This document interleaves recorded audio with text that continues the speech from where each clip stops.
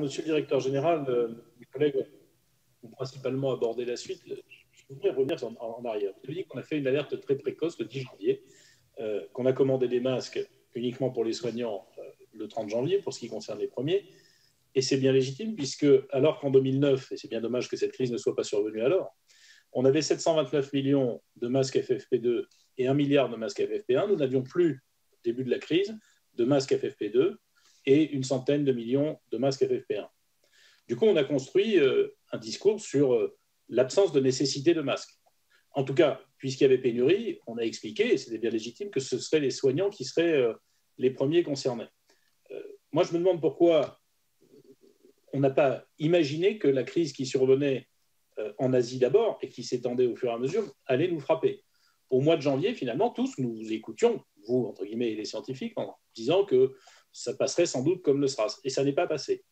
On était désarmés en termes de masques et on ne s'est pas armé en temps utile. Et aujourd'hui encore, on nous explique que les masques ne sont peut-être pas nécessaires, alors que tout le monde court derrière. Et disons les choses clairement, le président de la République indique que l'État, en lien avec les collectivités locales, vont garantir aux Français des masques. C'est donc qu'il faut des masques. Mais lorsqu'on pose la question, l'État ne commande pas de masques. Seules les collectivités locales le font, et encore sans que l'État ne leur aurait demandé. Dans la décision de suppression du stock de masques qui date de 2013, que vous connaissez bien, il a été décidé à l'époque de demander aux employeurs, de demander aux établissements de santé, publics, privés, de disposer de stocks de masques. Et en réalité, personne ne l'a jamais contrôlé.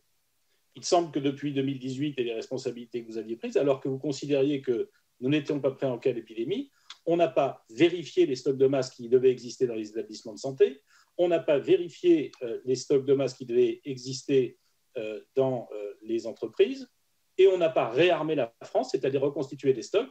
Si on savait qu'on n'était pas prêt, sans doute fallait-il se préparer.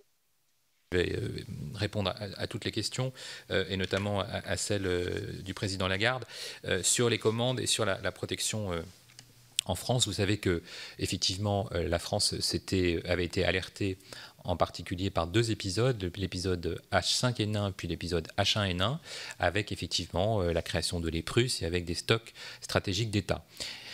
La doctrine a évolué juste après 2009.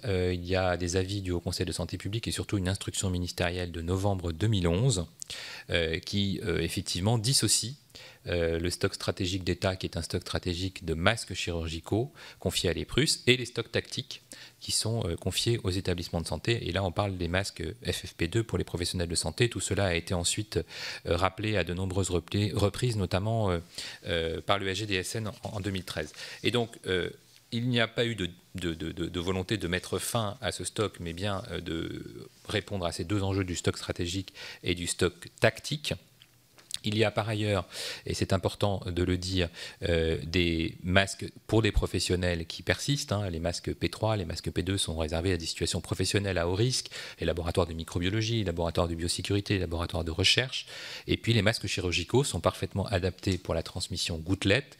Ce n'est pas moi qui le dis, c'est l'avis de l'OMS, c'est le CDC européen, donc le Centre de contrôle des maladies européen, c'est la Société française d'hygiène hospitalière, c'est le Haut Conseil de santé publique et c'est le JAMA qui a encore montré l'équivalence de ce masque lorsqu'on est face à une transmission gouttelette.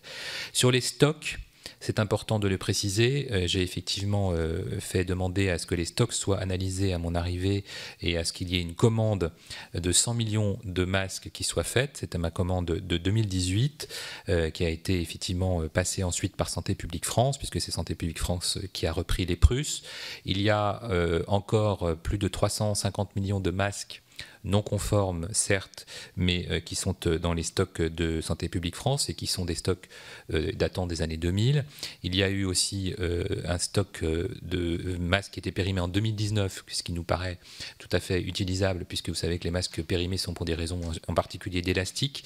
Et donc, parmi ces masques, il y avait 72 millions de masques qui ont été repris par Santé publique France. Et donc, la commande dont je vous parle, les stocks étaient disponible immédiatement et sans ces conditions dont je vous parle de conformité ou de péremption de 150 millions en janvier.